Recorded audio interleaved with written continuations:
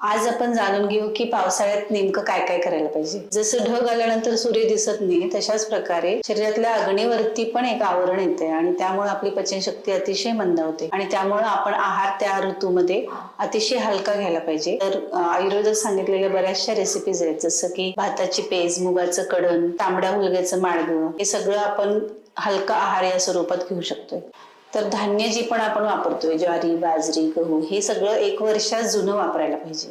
मांसाहार जर तुम्ही करत असाल तर या सीझन मध्ये कमी प्रमाणात मसालेदार पदार्थ खायला पाहिजेत. पावसाळ्यात भजी खायची इच्छा सर्वांनाच होती, पण ही भजी जर तुम्ही मुगाच्या डाळीची केले तर ते तुम्हाला त्रासदायक होणार नाहीत. फळांचा वापर या सीझन मध्ये कमी करावा. जी पाणीदार फळं आहेत ती या सीझन मध्ये कमी खावीत. या सीझन मध्ये वात प्रकोप जास्ती होतो, त्यामुळे बस्ती हे पंचकर्म या सीझन मध्ये श्रेष्ठ सांगितले.